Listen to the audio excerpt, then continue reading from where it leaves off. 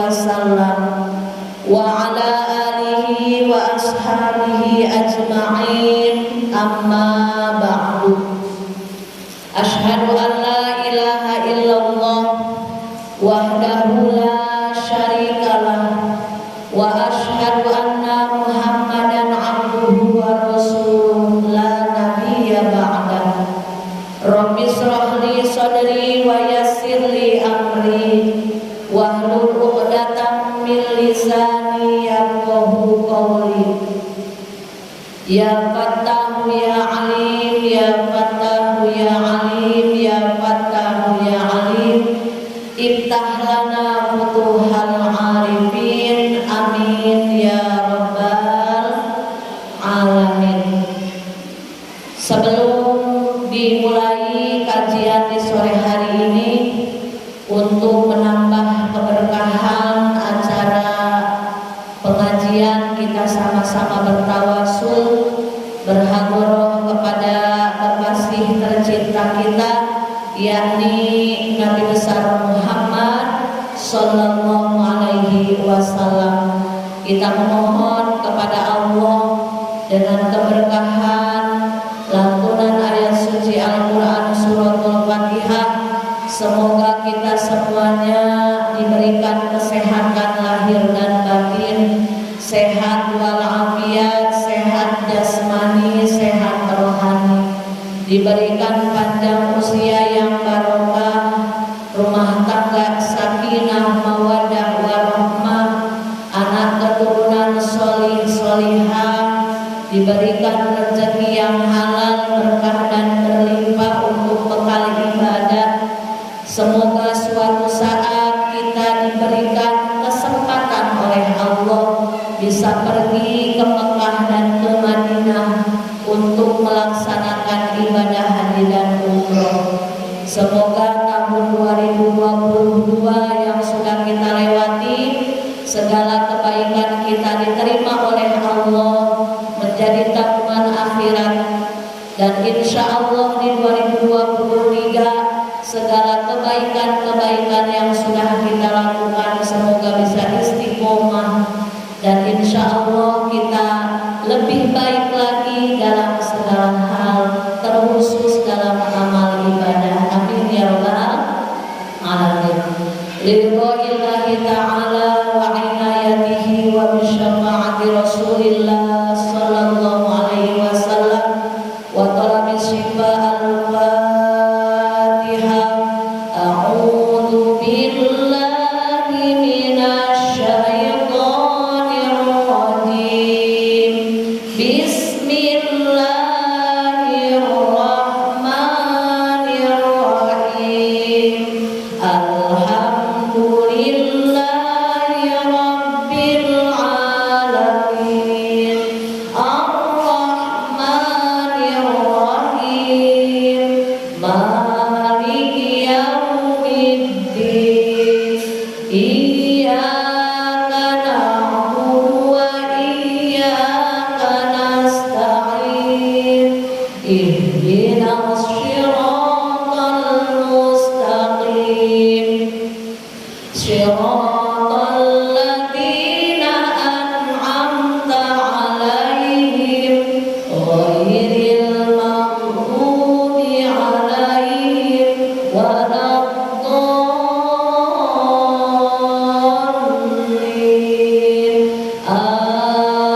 Amin. Ibu-ibu bisa mengikuti saya, kita sama-sama membaca kalimat thayyibah. La ilaha illallah, la mawjuda illallah,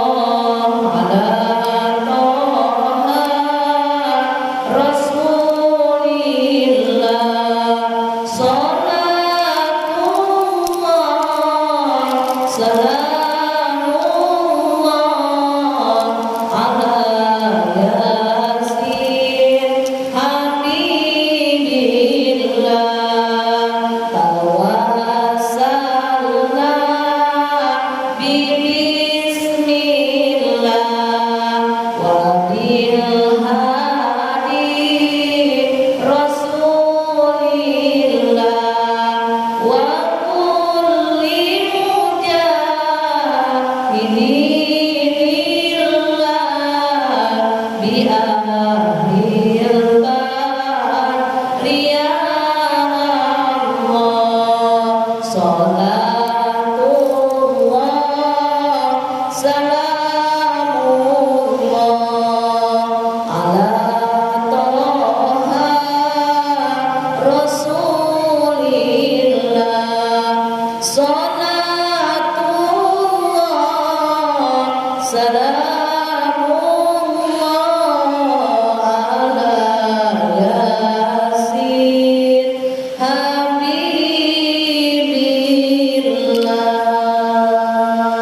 Allahumma sholli wa sallim wa barik alaihi.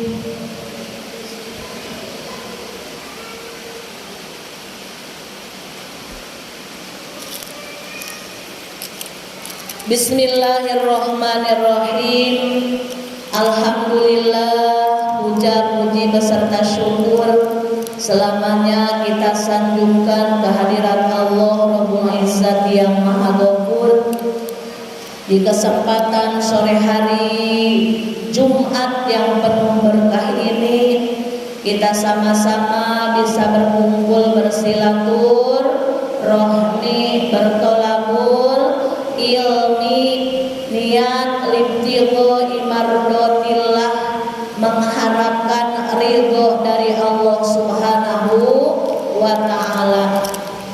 Semoga langkah kaki kita dicatat amal kebaikan oleh Allah Subhanahu wa ta'ala dan menjadi wasilah, menjadi jalan yang sakit Allah sehatkan, yang sedih Allah bahagiakan, yang susah Allah mudahkan, yang sempit Allah lapangkan, yang sedang punya cicilan hutang Allah mudahkan rezekinya bisa melunasi hutang-hutangnya, yang punya hajat apapun, baik hajat urusan dunia maupun urusan akhirat, dengan silaturahmi kita ini menjadi jalan dimudahkan di setiap urusan-urusan kita. Amin ya rabbal alamin. Mumpung hari Jumat ba'da asar, Rasulullah Shallallahu Alaihi Wasallam menyebutkan di dalam salah satu riwayat hadisnya, ketika hari Jumat ada salah satu waktu ijabah doa. Carilah waktu tersebut di penghujung hari Jumat. Penghujung hari Jumat yaitu ulama menyebutkan pada asar sampai waktu maghrib, inilah saatnya. Bertepatan juga dengan turunnya hujan ya Ibu. Waktu ijabah doa juga diantaranya saat turun hujan.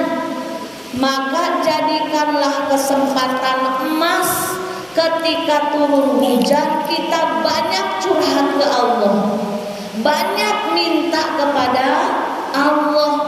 Apa sih yang Allah tidak punya? Semua Allah punya. Mau harta Allah punya, mau anak-anak soleh Allah yang mengijabah, mau suami soleh Allah yang mengabulkan. Mumpung turun hujan, silahkan ibu minta kepada Allah apapun keinginan-keinginan kita, Allah ijabah, Allah qabul. Amin ya rabbal alamin. Wabil khususil khusus yang harus kita minta setiap saat adalah ridhonya Allah. 2022 akan segera berakhir.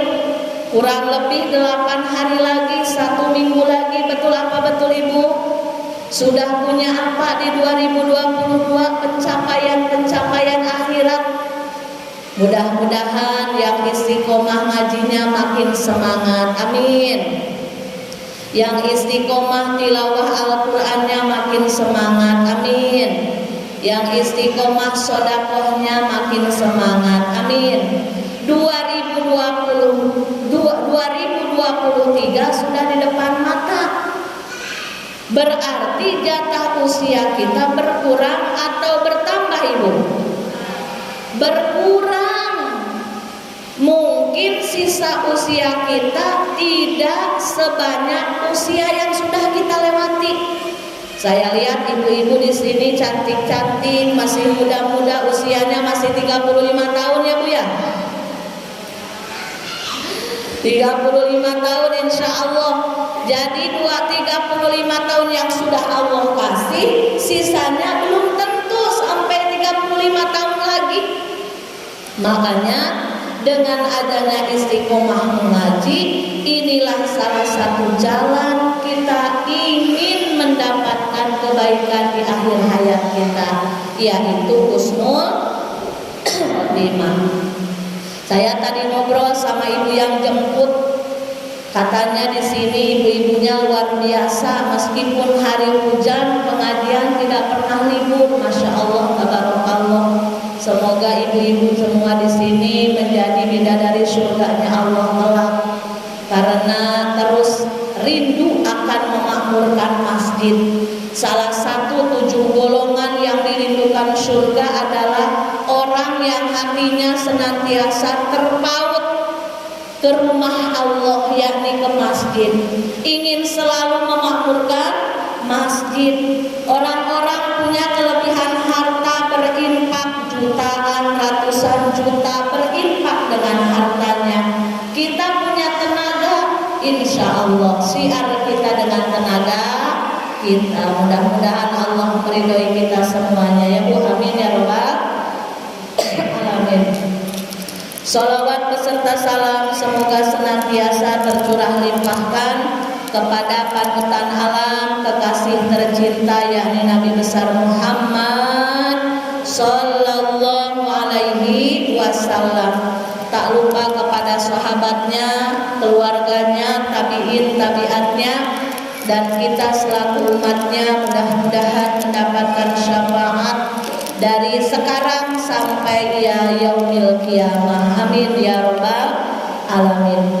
Ibu-ibu yang dirahmati Allah Subhanahu wa taala, ada peribahasa tak kenal maka tak sayang, tak sayang maka tak cinta. Jadi sebelum kajian dimulai, masuk ke kajian utama, saya mau perkenalan dulu, boleh tidak Ibu? Karena silaturahmi adalah salah satu jalan dipanjangkan usia kita yang barokah, dan silaturahmi juga jadi jalan diberikan rezeki yang barokah. Pokoknya usia ingin barokah, rezeki juga ingin barokah, berkah dari silaturahmi. Nama saya nama asli saya Eis Robiah Adawiyah. Tahu Ibu kalau Eis asli mana? Sunda. Karena orang Padang gak mungkin ada namanya Eis. Eis Robiah Adawiyah. Tapi orang-orang Batam banyak yang protes, katanya susah namanya. Kadang ada yang panggil Eis, Uis, Iis. Karena anak saya yang paling besar Naila, maka dipanggillah Umi Naila. Jadi ibu-ibu kalau ketemu saya entah di pasar, entah di mall atau di jalan, jangan sungkan menyapa saya ya Bu. Atau nanti ibu di surga, ibu sudah duluan masuk surga, saya belum ingat saya. Pokoknya gampang mengingat saya. Yang bulat-bulat ya Bu ya, itulah Umi Naila. Insya Allah silaturahmi kita abadi ya Bu, tidak hanya di dunia tapi abadi sampai surganya Allah. Amin ya rabbal alamin. Ibu-ibu yang dirahmati Allah Subhanahu wa taala, marilah kita mulai kajian fikih wanita di sore hari ini. Sesuai request dari Ibu Ketua, katanya ingin mengkaji fikih wanita bab darah. Karena kalau sama Pak Ustadz suka malu bertanya, dan mungkin Pak Ustadz tidak pernah kedatangan tamu bulanan ya Bu. Dalam ilmu fikih, seorang perempuan mengaji ilmu fikih bab darah hukumnya wajib. Kewajiban tersebut sebenarnya bagi suaminya mengajarkan istri-istrinya tentang bab haid, bab nifas, bab istihadah. Berhubung suaminya sibuk, betul gak Bu? Mencari apa? Mencari cuan. Zaman sekarang bilangnya mencari cuan. Kalau orang Sunda bilang milari artos, kalau orang Padang bilang cari piti, ya Bu ya. Berhubung suami kita sibuk cari piti, cari uang, cari rezeki, maka kita sebagai istri yang sayang suami, ketika ada kesempatan taklim datang. Salah satu tanda kita bakti kepada suami adalah kita mau bergabung dengan majelis taklim. Kenapa? Ketika akad pernikahan dilaksanakan, maka suami kita sepenuhnya mengambil alih tanggung jawab dunia akhirat, lahir batin kita dari ayah kita.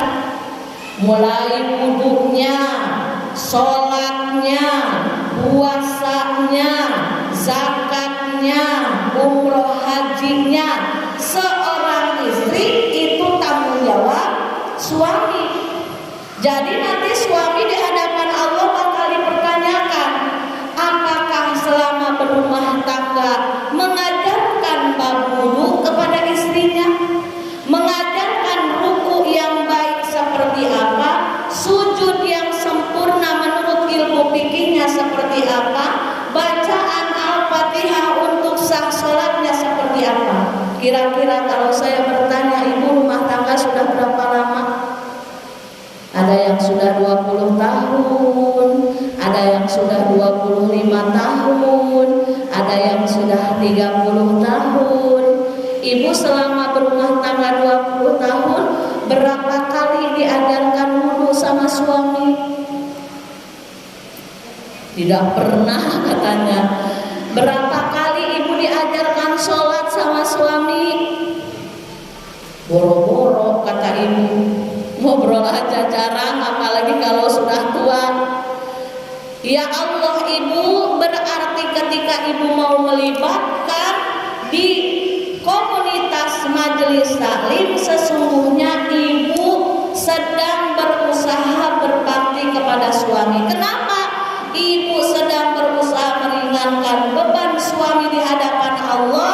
Nanti ketika Allah menanyakan tanggung jawab kepada suami tentang ibadah-ibadah ibu selama di dunia, ibu sudah siap karena sudah punya ilmunya. Dan erat kaitannya dengan bab fikih, apalagi bab toharoh adalah bab darah. Sebab kita sebagai perempuan itu setiap bulan ada tamu undangan, bahkan tak diundang pun datang ya Bu ya. Insya Allah ibu-ibu di sini masih muda, masih produktif, masih haid.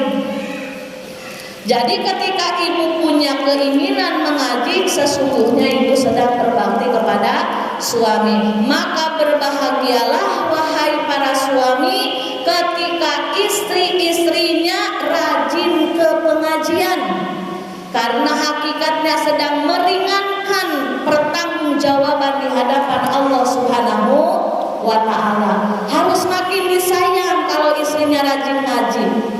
Dan kita sebagai seorang istri harus ada perubahan, apalagi dalam hal akhlak ketika sudah rajin ke pengajian. Jangan sampai rajin ngaji masih rajin ngambeknya, rajin ngaji masih gampang marahnya.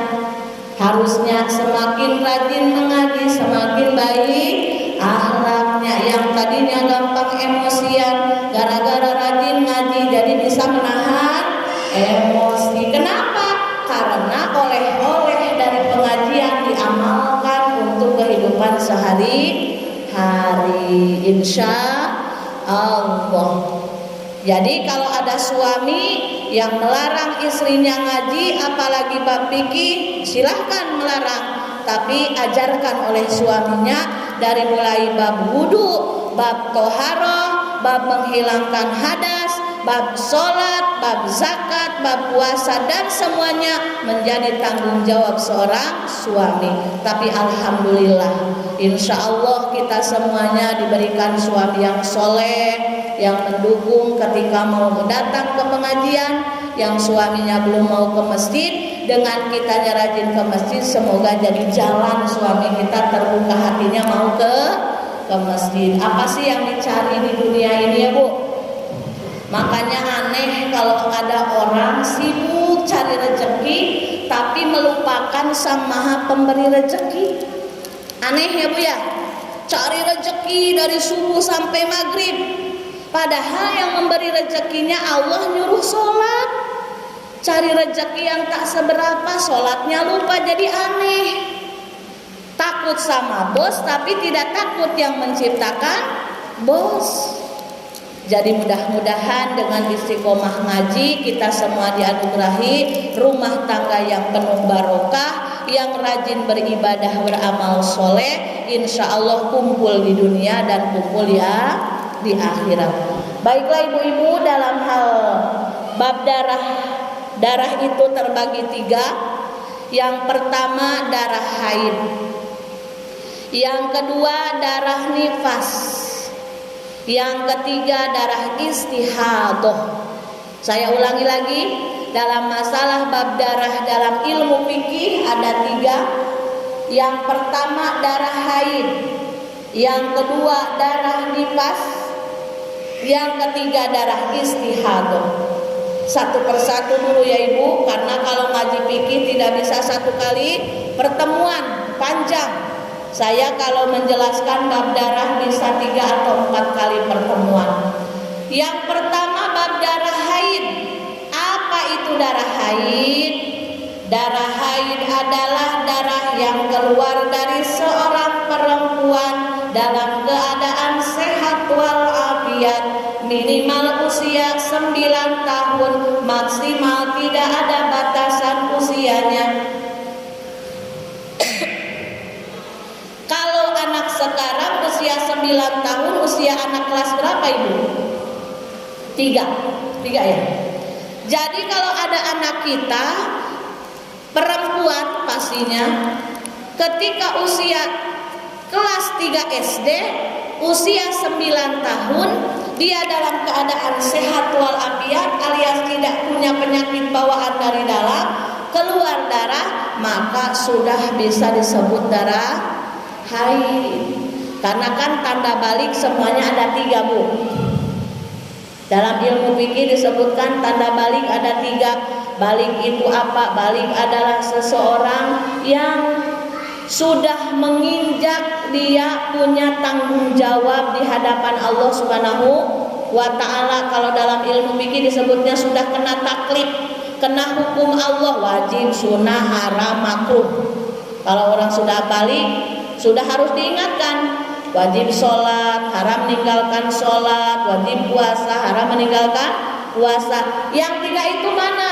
Yang pertama tanda balik sempurna usia 15 tahun, baik di laki-laki ataupun perempuan. Jadi kalau ada anak ibu usianya sudah 15 tahun, otomatis dia sudah balik. Yang kedua mimpi basah, minimal usia 9 tahun. Kalau zaman sekarang Masya Allah ya Bu, yang dipegang karena HP tontonan pun sudah Masya Allah luar biasanya.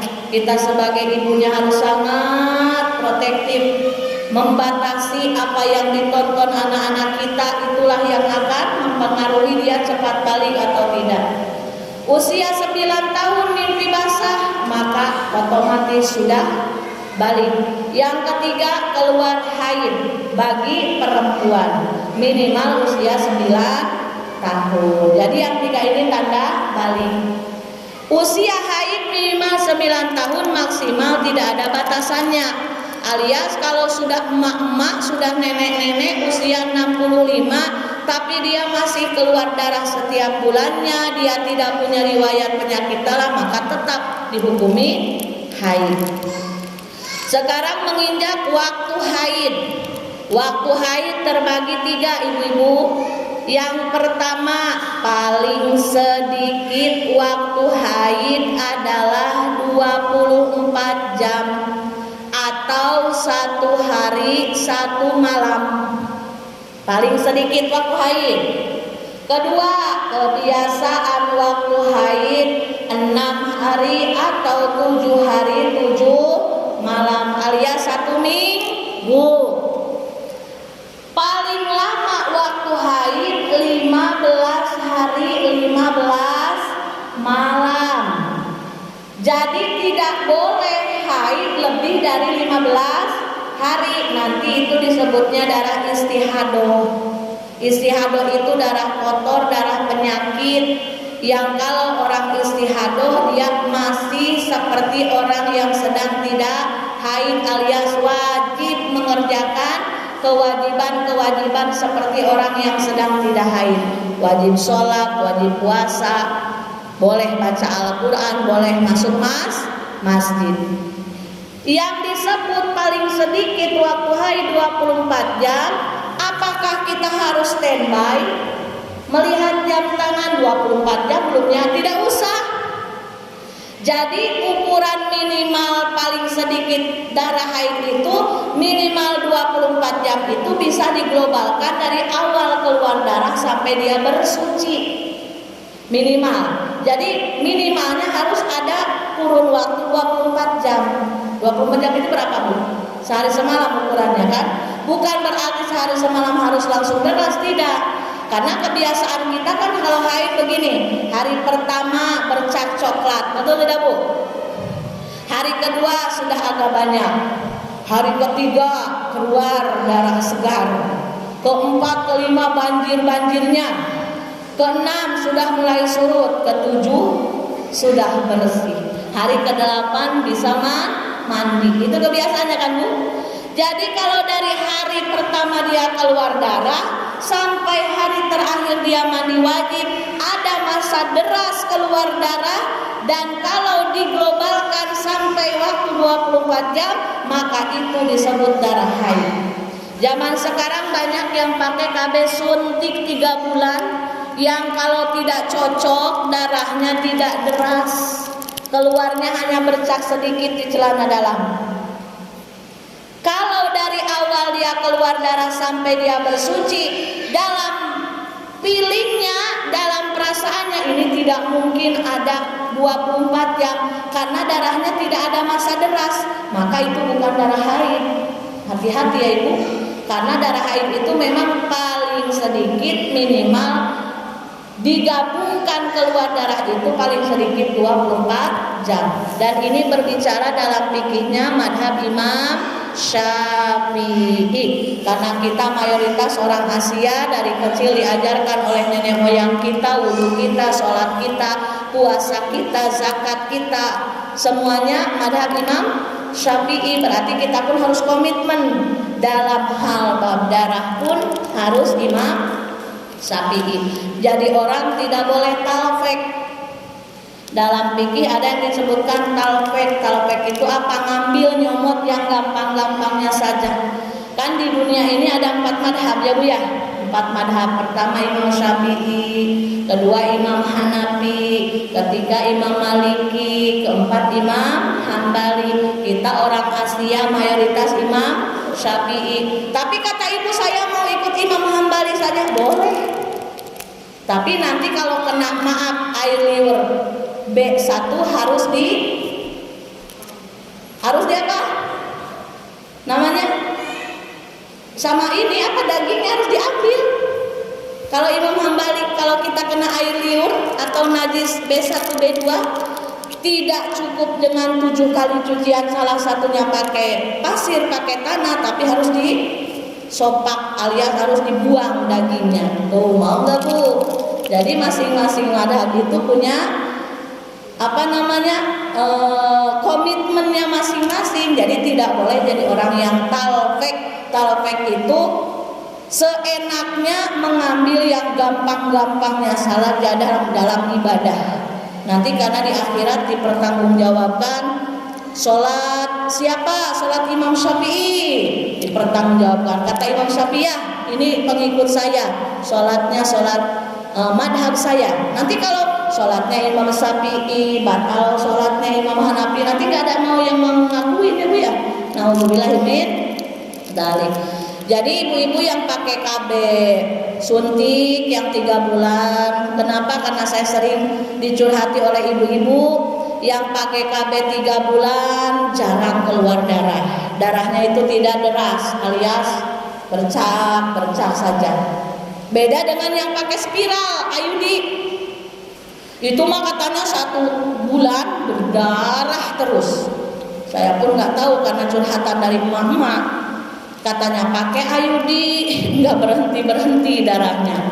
Pakai suntik 3 bulan malah nggak keluar darah. Masya Allah, perjuangan seorang perempuan ya Bu ya.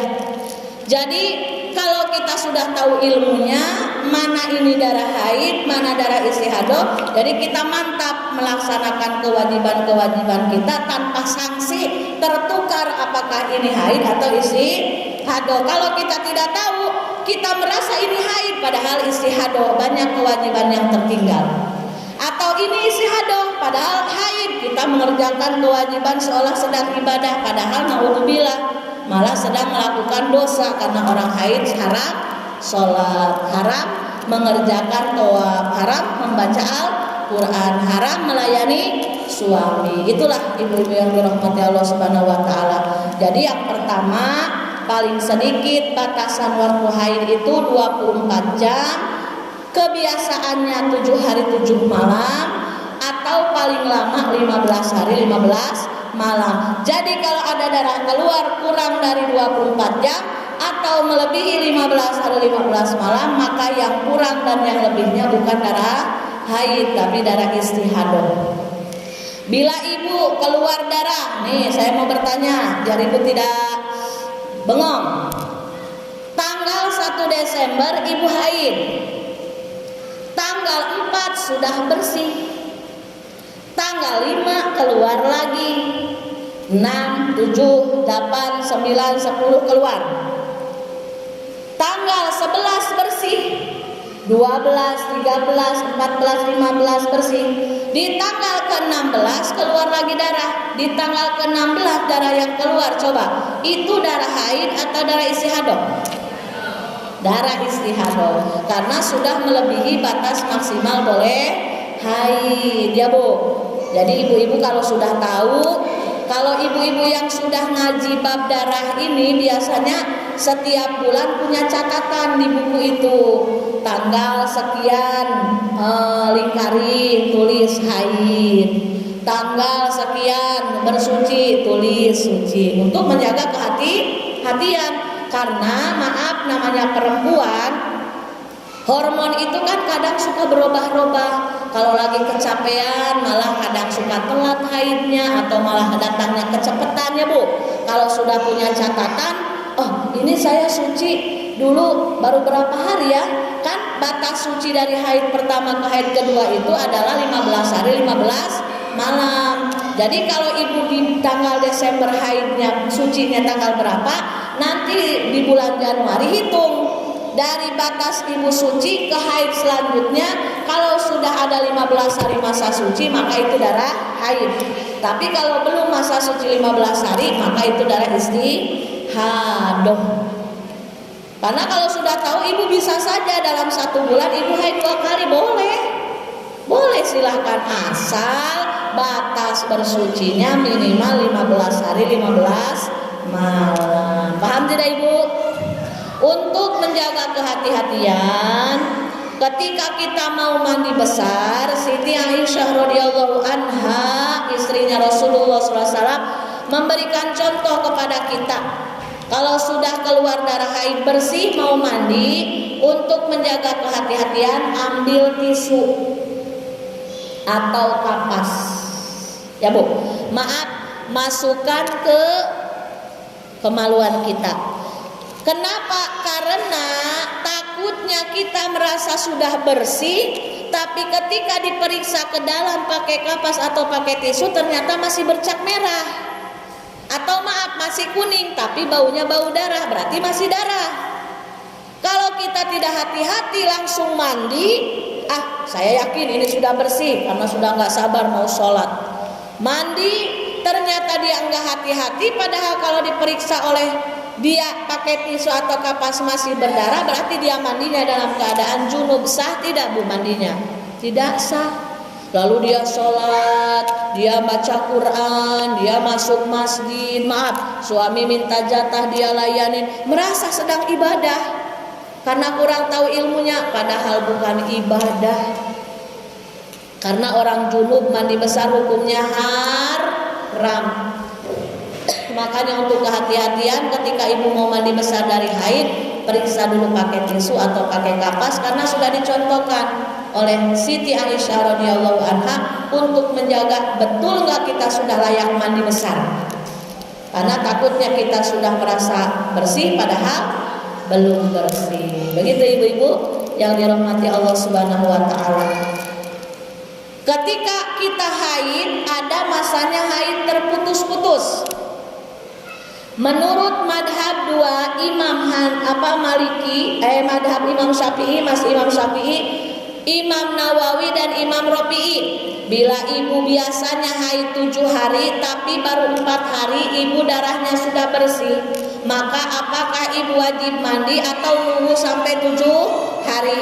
Menurut Imam Nawawi, ibu harus langsung mandi. Dalilnya tidak boleh menunda-nunda dalam kebaikan. Takut banyak sholat yang tertinggal gara-gara nunggu darah keluar yang belum pasti. Itu madhab Imam Syafi'i, masih Syafi'i, di bawahnya Imam Syafi'i, Imam Malik, Imam Nawawi.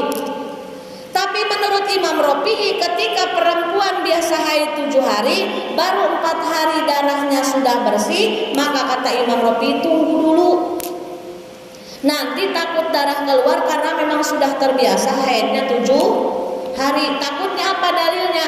Jangan mempermainkan dalam hal ibadah. Ibu mau ngambil yang mana? Silahkan, ibu punya hak. Dua-duanya ada dalilnya, dua-duanya ada keterangannya. Ibu mau ngambil pendapat Imam Nawawi, boleh langsung mandi, karena nanti kalau keluar darah beda lagi urusannya. Kalau menurut Imam Rafi'i, ibu ikut Imam Rafi'i, tunggu dulu aja lah, boleh. Tapi nanti ketika darah tidak keluar, ibu wajib mengganti sholat yang ditinggal. Paham tidak Bu? Jadi sedetil itu para ulama memperhatikan kita. Maka Masya Allah luar biasa. Kita sebagai seorang ibu, seorang istri harus terus mau belajar setiap saat. Karena bagaimana kita mau meninggalkan generasi yang terdidik kalau kitanya aja tidak terdidik. Jadi menuntut ilmu itu bukan kewajiban untuk anak-anak kita, untuk kita semuanya sampai datang ajal tiba. Ya Bu, insya Allah mudah-mudahan semuanya istiqomah. Karena sudah 5:30, jadi saya simpulkan silaturahmi kita di sore hari ini tentang bab darah yang erat kaitannya dengan toharoh kita untuk ibadah kita sehari-hari, yaitu yang pertama darah haid minimal usia 9 tahun, maksimal tidak ada batasannya. Waktu haid terbagi 3, paling sedikit 24 jam. Kebiasaannya 7 hari 7 malam, paling lama 15 hari 15 malam. Sekurangnya darah, selebihnya darah, itu namanya istihadah.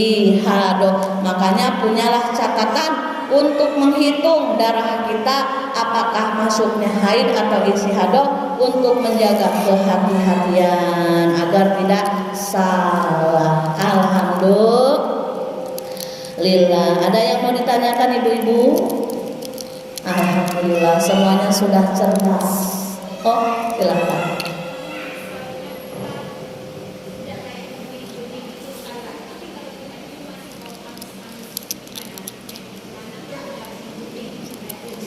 Iya, masih bau amis. Kalau kita mau mandi besar, ibu setelah darah haid bersih, makanya itulah dicontohkan oleh ibunda kita Siti Aisyah. Ada yang namanya cairan bening tapi masih dihukumi darah. Jadi darah itu ada yang warna coklat, warna kuning, warna merah, darah segar, bahkan ada warna yang bening. Jadi ibu bisa membedakan mana cairan sisa darah ba'da haid, mana cairan keputihan biasa. Biasanya itu 1 hari 2 hari setelah haid cairan bening itu masih berbau amis. Nah itu belum boleh mandi, belum boleh mandi. Tunggu sampai ibu yakin ini keluar cairan itu cairan keputihan biasa baru mandi. Karena kan beda-beda orang, beda-beda bawaan. Ada yang setelah haid itu disambut keputihan, apalagi maaf yang punya penyakit keputihan. Tapi ada juga yang memang udah bersih, bersih diperiksa ke dalam pun udah bening, nggak ada bau amis, maka boleh langsung mandi. Jadi kalau masih bau amis jangan dulu mandi, tunggu sampai bersih sebagaimana cairan keluar seperti keputihan biasa. Sudah ibu? Alhamdulillahirrabbilalamin. Mari bersama-sama kita berdoa. Sebelum berdoa kita sama-sama membaca istighfar sebanyak 3 kali. Kita niatkan istighfar kita untuk memohon ampunan kepada Allah atas dosa-dosa kita, dosa-dosa suami kita, dosa-dosa kedua orang tua kita, dosa-dosa guru kita, dosa-dosa kaum muslimin, muslimat, mukminin, mukminat dimanapun berada. Astaghfirullah Rabbal baraya, astaghfirullah minal khotoya, astaghfirullah Rabbal baraya, astaghfirullah minal khotoya, astaghfirullah Rabbal baraya, astaghfirullah minal khotoya. Amin ya Allah, amin ya Allah, amin ya Allah, ya Rabbal alamin. Lanjutkan Bu. Amin ya Allah. Bismillahirrahmanirrahim. Alhamdulillahirabbil alamin. Hamdan na'imin hamdan syakirin, hamdan yuwaffi ni'amahu wa yukafi mazidah. Ya Allah ya Rabbana lakal hamdu kama yanbaghi li jalali wajhika wa 'azimi sultanik. Allahumma salli ala sayyidina Muhammadin al-fatih lima ughliqa wal khatim lima sabaq nasiril haqqi bil haqqi wal hadi ila siratikal mustaqim wa ala alihi wa sahbihi haqqa qadrihi wa miqdaril azim. Allahumma ighfir lana dhunubana wa li walidayna wa li zawjina wa li jami'il muslimina wal muslimat wal mu'minina wal mu'minat al ahya'i minhum wal amwat wa atubu ilaih. Rabbana atina fid dunya hasanah wa fil akhirati hasanah wa qina adzabannar. Nas'alukal ijabah wal barakah. Al-Fatihah. A'udzu billahi minasyaitonir rajim. Bismillahirrahmanirrahim. Alhamdulillahirabbil alamin arrahmanir rahim maliki yaumiddin. Iyyaka na'budu wa iyyaka nasta'in. Ihdinas siratal mustaqim. Siratal ladzina an'amta 'alaihim ghairil maghdubi 'alaihim waladdallin. Taqabbalallahu minkum minna wa minkum taqabbal ya karim. Alhamdulillahi rabbil alamin. Mohon maaf atas segala kekurangan. Hadanallahu wa iyyakum ajmain. Assalamualaikum warahmatullahi wabarakatuh.